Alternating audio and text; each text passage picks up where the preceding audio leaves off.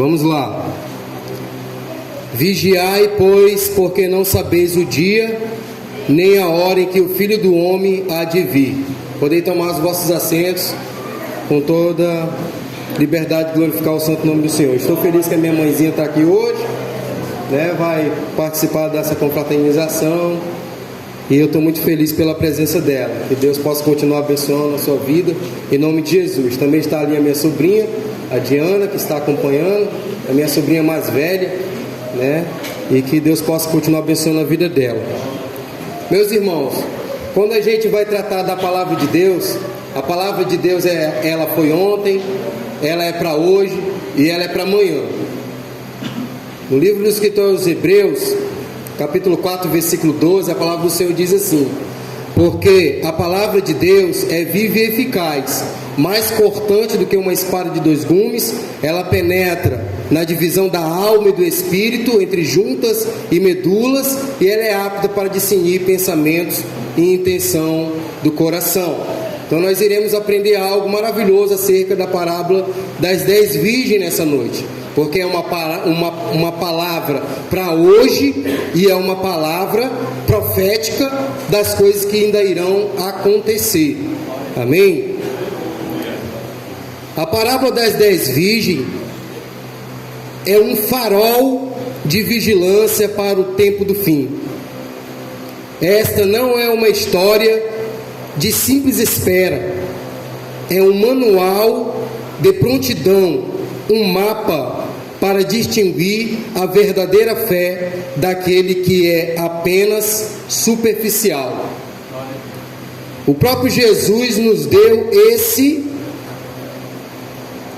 entendimento quando ele fala e profere a parábola das 10 virgens. Aqui jaz a primeira e mais chocante revelação das 10 virgens. Todas professavam a mesma fé, todas tinham o mesmo destino aparente, todas estavam no mesmo lugar, com o mesmo propósito.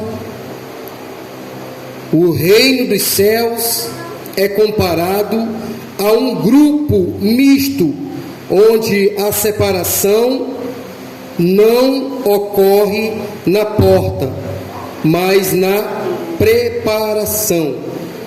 Então vejamos aqui que Deus faz aqui essa parábola para que nós entendamos esse grupo misto, aleluia, de pessoas que professavam a mesma fé, estavam com o mesmo propósito, estavam no mesmo lugar.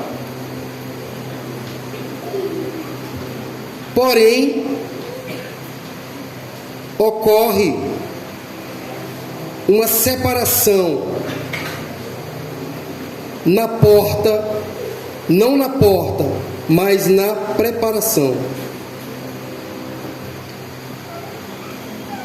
Jesus não disse que o reino dos céus será semelhante a 5 virgens e 5 apóstatas. Ele disse 10 virgens. Em outras palavras, 10 pessoas que se identificavam como parte do povo de Deus. 10 pessoas que estavam esperando o noivo. A parábola é uma lente através da qual enxergamos o nosso tempo, a nossa igreja, e nos obriga a perguntar: eu sou uma virgem? Sim, eu tenho uma lâmpada que representa minha fé professada. Sim, mas a pergunta que divide os reinos, a pergunta que nos leva à parte 2 desta palavra, desse estudo, é profundo. E a pergunta é: eu tenho azeite de reserva? Nós vamos tratar neste assunto sobre o azeite de reserva. Todas estavam ali com as suas lâmpadas acesas, estavam professando a sua mesma fé, estavam aguardando o noivo para as bodas. Porém, num determinado momento, chega o horário a se avançar e elas começam a se cansar e todas adormecem. E aí chega no clímax dessa mensagem. Vamos lá. As 5 prudentes são chamadas de frônimos, no grego, que significa sábias ou sensatas. Aquelas que pensam à frente, que se movem com propósito e vigilância. Olha que interessante, vou repetir. As prudentes, elas são as sábias, as sensatas, são aquelas que pensam à frente e que se movem com propósito e vigilância. As 5 nécias, por sua vez, são as moros, de onde tiramos a palavra mórbidas ou tolas, aquelas que têm uma fé de aparência, mas que vivem uma vida de imprudência espiritual. O azeite de reserva não é a salvação, meus irmãos. A salvação, a lâmpada acesa, é o ponto de partida. Então veja, isso me faz lembrar uma palavra que Jesus disse, que seria na nossa perseverança que nós seríamos salvos. Então, a lâmpada acesa, a salvação é o ponto de partida, da onde a gente começa uma jornada, onde nós começamos uma fé que uma vez nos foi dada. Cremos que Jesus é o único Filho de Deus e que Ele tem a capacidade de nos livrar da condenação. Veio nos salvar da posição de caído. E nós cremos nele, acreditamos nisso. Então começa uma fé, o início de uma fé. E essa fé, ela tem uma jornada a se seguir. E aqui Jesus, muito sábio, deixa essa parábola para que nós venhamos estar atentos a esses 2 tipos de pessoas: as prudentes e as tolas. As tolas são aquelas que têm uma fé de aparência, mas que vivem uma vida de imprudência espiritual. O azeite de reserva, como tem sido ensinado por grandes homens de Deus, é o acúmulo da comunhão diária, do conhecimento da palavra e da prática constante do Espírito Santo em nossas vidas. É o custo da permanência da fé. A Bíblia é clara ao nos mostrar a importância dessa vigilância constante. Vou repetir: é o acúmulo da comunhão diária, do conhecimento da palavra e da prática constante do Espírito Santo em nossas vidas. Então o azeite é isso, é o acúmulo de uma comunhão diária com Deus, a prática da obediência da sua palavra, e assim nós vamos acumulando azeite na nossa vida. É algo diário. Eu ouvi uma palavra de uma senhora que me chamou muita atenção. Ela disse que algumas pessoas querem usar a oração somente como estepe do carro, mas na realidade a oração, ela não é somente para o estepe. A oração é para a condução. A oração é para estar no volante do carro. A oração não é para estar no porta-mala como estepe, que a gente vai usar só no momento que nós necessitamos. Pelo contrário, ela tem que conduzir, tem que estar na frente conosco, aleluia, nos dirigindo. É interessante isso. Então o acúmulo da comunhão diária, o conhecimento da palavra e da prática constante, é o custo da permanência da fé. Aleluia. Não há ninguém mais como modelo do que o nosso próprio Jesus, que nos provou essa constância Paulo disse que nós temos que ser constantes, né? E Jesus disse que nós temos que perseverar. E Jesus nos deu o modelo de prática diária, de acúmulo, de comunhão com Deus. Nós sabemos que nos momentos mais críticos que ele viveu na terra, ele acumulou ainda mais comunhão com Deus. No jardim do Getsemane, ali foi uma grande história. Ele suou gota de sangue, o peso da humanidade inteira estava sobre ele, as trevas inteiras estavam pressionando ele, para que o propósito que ele viesse fazer não viesse cumprido, mas ele ali estava acumulando comunhão com Deus. Ele estava mesmo suando gota de sangue, ele estava orando. E quando ele chega e vê os discípulos dormindo, ele fala para os discípulos que os discípulos tinham que vigiar e orar, porque a carne era que o espírito estava pronto, mas a carne era fraca. Por 3 vezes ele encontrou os discípulos dormindo, e ele estava buscando acúmulo de comunhão, no momento de crise, no momento difícil. Nós também temos que ter essa vigilância no momento de crise, no momento de dificuldade, buscar esse acúmulo de comunhão com Cristo, para que nós venhamos vencer as batalhas que se seguem na nossa vida. Aleluia. Primeira carta de Pedro, capítulo 1, versículo 13. Somos instruídos, portanto, cingido o vosso entendimento, sede sóbrios e esperai inteiramente na graça que se vos oferece na revelação de Jesus Cristo. A vigilância começa no entendimento, cingido na mente, que se recusa a ser preguiçosa, que não se contenta com a religiosidade vazia.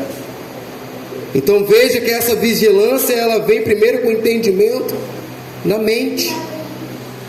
Eu disse que as prudentes, elas tinham uma visão adiante. Elas eram prudentes, eram sábias, elas viviam com propósito, e Deus quer que nós vivamos com propósito. Veja que essas 10 virgens, 5 estavam sem propósito, porque se elas tivessem com propósito, elas tinham abastecido as suas lamparinas com antecedência, porque elas tinham um objetivo. Todas ali estavam com o objetivo de esperar o noivo. Porém, as 5 insensatas não tiveram vigilância de viver um propósito, de aquele momento ser um propósito crucial nas suas vidas. Quando nós vamos pegar a BR e viajar, nós temos que ter propósito. Nós não vamos viajar à toa, aleatoriamente. Nós temos que guardar reservas financeiras para poder viajar. Nós, quando vai viajar, tem que fazer todo, como é que fala, do carro que vai lá para fazer uma revisão no carro, tudo. Se o pneu tiver careca, tem que trocar. Se o pneu tiver descalibrado, tem que calibrar. Tem que olhar a água do radiador, tem que dar um check-up no carro para poder viajar, porque é um propósito na viagem. Você quer chegar no lugar que você tem propósito, e para chegar tudo tem que estar ajustado. Então, por isso que Jesus conta essa parábola, porque Ele quer nos ajustar. Existe um propósito na nossa jornada, e para isso nós temos que estar ajustados, porque a jornada ainda é longa. Como eu já preguei aqui na vida de Elias, quando Deus deu aquela providência, falou: teu caminho é longo. Então a nossa jornada ainda é longa. É preciso que nós venhamos ter reserva, temos que ter propósito no objetivo dessa caminhada. Não é uma caminhada sem objetivo, sem destino. Nós temos um destino, nós temos um objetivo, nós temos um propósito. Aleluia! Que maravilha! A palavra de Deus realmente é magnífica. O que é a nécia, meus amados? É aquela que pensou que a fé de ontem bastaria para a jornada de hoje. Ela achou que a presença do noivo era um evento automático, sem que fosse necessário o investimento diário na sua relação com Deus. elas achavam que era algo automático. Mas um relacionamento não é automático, é corpo a corpo. Um relacionamento se constrói. Um relacionamento não aparece da noite para o dia. Num piscar de olho nós já temos um relacionamento. Não, o relacionamento se constrói. Aleluia, louvado seja o santo nome do Senhor. Ela não entendeu que a espera pelo noivo seria demorado. É aqui que mora o mistério que poucos ousam tocar. Porque Jesus usou a figura do noivo que tarda. Porque o tempo é o teste de fogo e o crivo de Deus. Olha só, vou repetir novamente. Porque Jesus usou a figura do noivo que tarda. Porque o tempo é o teste de fogo e é o crivo de Deus. A lentidão da volta de Cristo que tem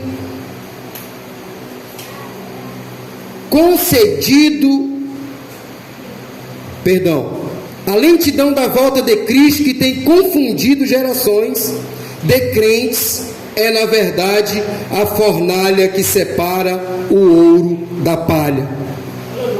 É o que aconteceu quando o tempo passou. Mateus capítulo 25, versículo 5.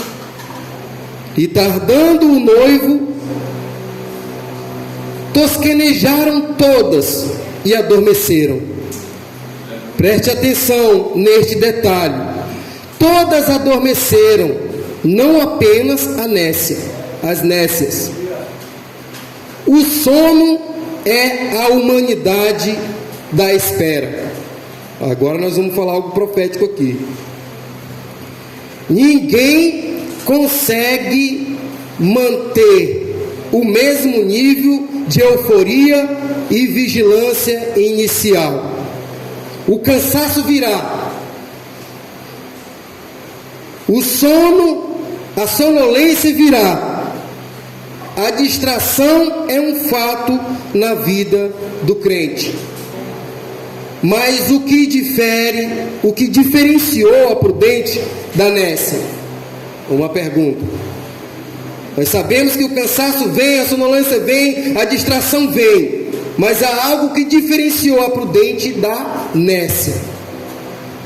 Não foi o sono, mas a reserva no momento de despertar. A grande revelação que começamos a desvendar aqui é que a parábola das 10 virgens não é apenas sobre estar pronto, é sobre manter-se pronto. Aleluia, aleluia. É sobre o acúmulo da presença, é sobre ter o seu odre cheio para o tempo da crise, para a meia-noite, para o momento inesperado do clamor. Aqui está esse mistério. O momento do clamor é que houve um despertar. Aleluia. É um alerta profundo à sua alma, para que você se mantenha em alerta. Glória a Deus.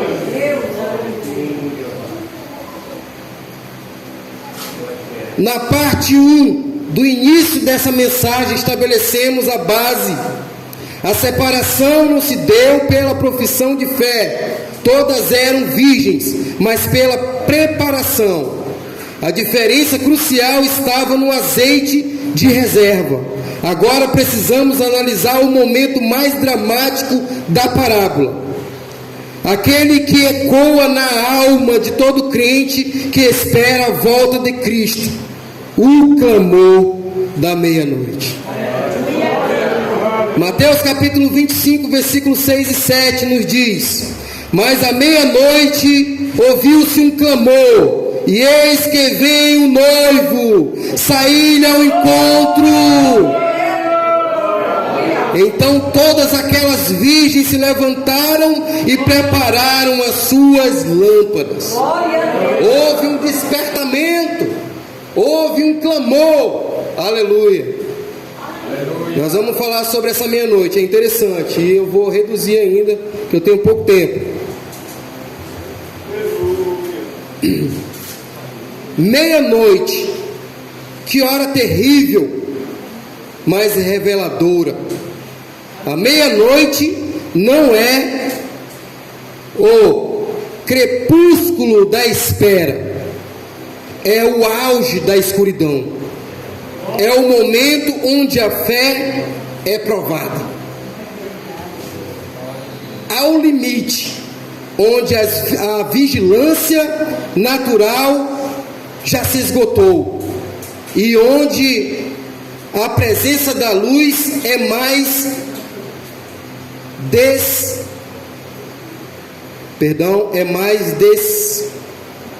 desesperadoramente necessária. Onde a presença da luz é mais desesperadoramente necessária. Na linguagem profética, a meia-noite representa o ápice da tribulação, o momento mais inesperado e crucial da história, quando o noivo Jesus Cristo manifesta a sua vinda. E o que acontece nesse momento? Então aqui é profético. Veja que esse momento, como a onipresença, de Deus age na vida de Jesus, Ele fala do presente, mas automaticamente também já fala um pouco do futuro nas suas mensagens. E aqui vai falar do tempo mais crítico de toda a história, que vocês já conhecem, que será a grande tribulação. Aleluia. E todas se levantam. O despertar é universal. O som do clamor alcança todos os que professam a fé. Isso nos ensina que o evento da volta de Cristo será inegável, inconfundível. Todos acordarão. Todos verão o sinal, mas é nesse exato momento que a tragédia da imprudência se manifesta. Observe o versículo 8 do capítulo 25 ainda. E as nécias disseram às prudentes: dai-nos do vosso azeite, porque as nossas lâmpadas se apagam. Aqui está o cerne da confusão e do engano na igreja moderna. As nécias reconheceram que sua fé, que as suas lâmpadas estavam falhando. Elas perceberam que o que tinham era insuficiente para a crise da meia-noite. O azeite delas, que representavam um pouco de comunhão, um pouco de oração, um pouco de palavra, um pouco de santidade, estava se extinguindo quando elas mais precisaram. E aqui Deus me faz lembrar, porque a gente vai pregando e Deus vai fazendo a gente lembrar das palavras que está escrito na Bíblia e faz nos pensar o episódio que aconteceu. E aqui vem na minha mente o episódio de Cristo na cruz, já sendo crucificado, já sem forças, mas como ele tinha azeite de reserva, ele tinha acúmulo, mesmo o Pai se afastando dele, ele ainda tinha força para clamar a Deus. Quando ele ali esgotado se agarra com aquela cruz de um lado para o outro e clama em voz alta, expirando seu pulmão: Lama, Lama Sabactani, Deus meu, por que me desamparaste?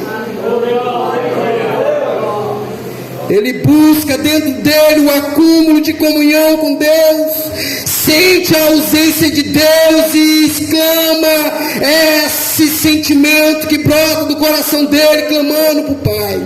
E o Pai está lá no céu, em silêncio, no seu coração ele dizia: você tem comunhão comigo, você tem crédito comigo, mas nesse momento é necessário eu se distanciar, porque algo maravilhoso está acontecendo através do seu sacrifício.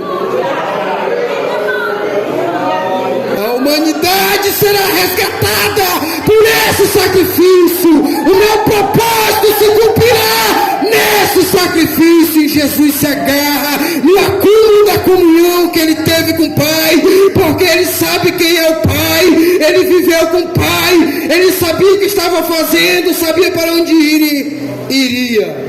Aleluia. Ele sabia quem ele era, sabia o que estava fazendo e sabia para onde ia. E aqui eu me inspiro no nosso mestre. Momento crucial da história, ele estava ali nos ensinando que o acúmulo de comunhão com Deus nos faz lutar em meio a uma dificuldade extrema, como ele estava enfrentando ali. Naquele momento ele não murmurou, ele orou. Foi um clamor, foi uma oração a Deus ali. E Deus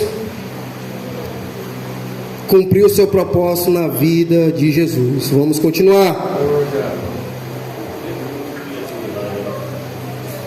Aqui está a verdade nua e crua, que poucos pregadores buscam, ousam tocar.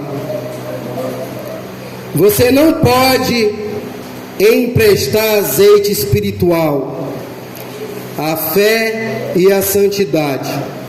O relacionamento profundo com o Espírito Santo não são transferíveis. Você não pode se sustentar com a fé do seu cônjuge, com a oração da sua mãe e com a unção do seu pastor. A parábola é um chamado à responsabilidade espiritual individual. Aqueles que têm ouvido, ouçam o que o Espírito de Deus está dizendo nesta noite. Aquele que quiser se desaperceber e não catar, eu sinto muito por você.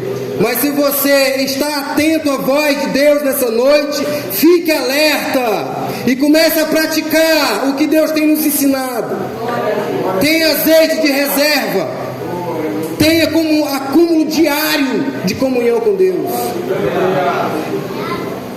Glória a Deus, aleluia. Então a parábola aqui é um chamado à responsabilidade espiritual e individual.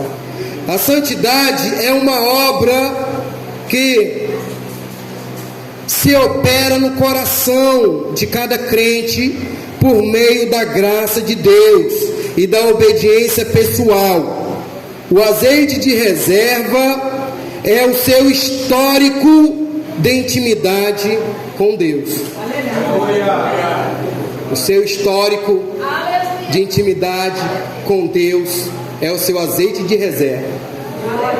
Se você tem um bom histórico diante de Deus, você vai ter azeite de reserva.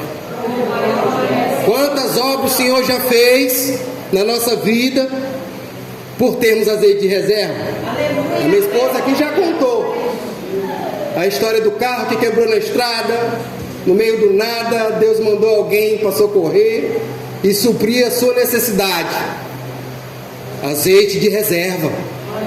Tem um histórico. Deus olhou: opa, minha filha aqui tem um histórico, ela tem reserva, vou enviar meu anjo aqui para ajudar ela. Tem histórico. Se não tivesse histórico, Deus ia olhar: opa, tá fraquinho aí, o crédito dela tá muito pouco, vou deixar ela passar uma prova aí. Deixa ela passar a prova um pouco aí para ver se ela busca mais um pouco de reserva. E assim Deus vai trabalhando na nossa vida. Aleluia. Na minha vida, eu sou muito grato a Deus. O maior milagre que ele operou esse ano na minha vida foi me dar saúde durante esses quase 365 dias, que é o ano, né? Até aqui, o Senhor tem nos ajudado. Não fui nenhuma vez na UPA esse ano. Graças a Deus. Os irmãos bem sabem aqui, os irmãos quase não vêm ver doente. Quem sabe é o meu histórico, né? Não vou nem falar que é, mas quem sabe não é o histórico. Tem reserva, vou dar saúde para ele. Precisa defender o pão, tem uma família para sustentar, tem a obra que eu quero trabalhar com ele aí, usando ele como servo. Vou dar saúde para ele. Só estou usando uma comparação aqui para os irmãos entender como é, né, ter, né, o histórico com Deus, para que nós venhamos ter reserva. Aí o que aconteceu com essas virgens insensatas na hora da reserva? Foi pedir para as irmãs que estavam com lamparina. Aí as irmãs, opa, para aí, não dá, porque se eu der para ti vai faltar para mim. Aí só dá para mim agora. Então o que acontece? O que você busca de intimidade com Deus não tem como tu dividir comigo.